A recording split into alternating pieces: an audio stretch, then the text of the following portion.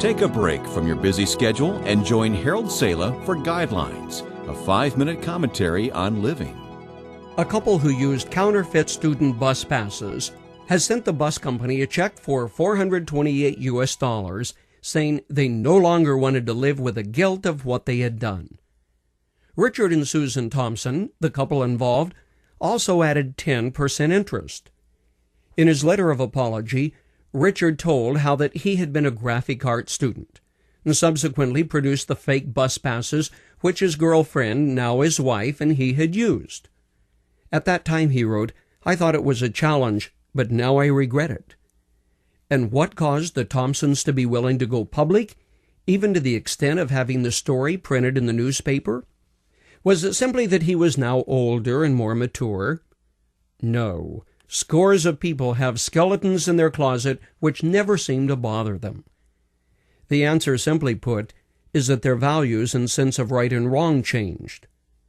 Since that time, says Richard, my wife and I committed our lives to Jesus Christ, and it is He who has reminded us of this wrongdoing, and it is He who wants us also to make this right. End quote. My hat is off to anyone who has the courage to abide by the convictions of their conscience, which was awakened by the inward Holy Spirit. Hebrews 9:14 in the New Testament speaks of having your conscience cleansed by the blood of Christ to serve the living God. The following are guidelines which will help you bring this whole issue into focus. Guideline number 1. Your conscience gives you an innate sense of right and wrong, which is usually in conflict with what is accepted in society today. That's why some call conscience the voice of God. Anthropologists will tell you they have never discovered a people group anywhere in the world who have not had some sense of right and wrong. Paul spoke of this, saying that the natural man has the works of the law written on the heart, and the conscience bears witness to what is right or wrong. Guideline number 2. Your conscience, friend, is only as valid as your understanding of what is right and wrong. Don't confuse me with the facts. My mind is already made up, reads the message on a bumper sticker.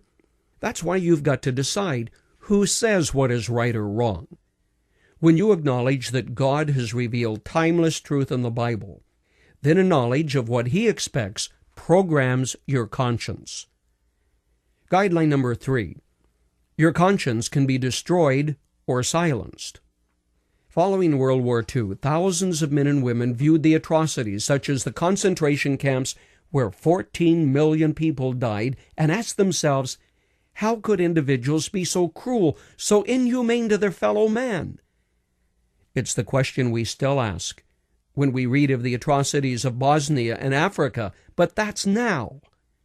I was only following orders. I'm not responsible, say those who have silenced their conscience by denying personal guilt or involvement. Not true, says the world, who for a change are in agreement with God. Guideline number 4. Your seared and nearly dead conscience can be restored by God's grace. That's why the couple would send the bus company the money for the fake bus passes, the ones that had been forged. That's why confession to each other and God is so important. That's what grace is about. Now, a closing thought. Thank God for a conscience which is sensitive to issues of right and wrong. Just as a leper is in constant danger because he can't feel pain, so is the individual who has no regard of what is right or wrong. Thank God if your conscience is sensitive. Keep it that way.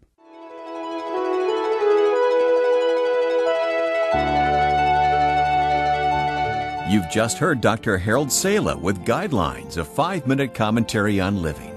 If you would like to listen to the program again, download a copy, subscribe to our e-commentary, or view other resources, visit guidelines.org. We would like to hear from you too. You can email us at info@guidelines.org.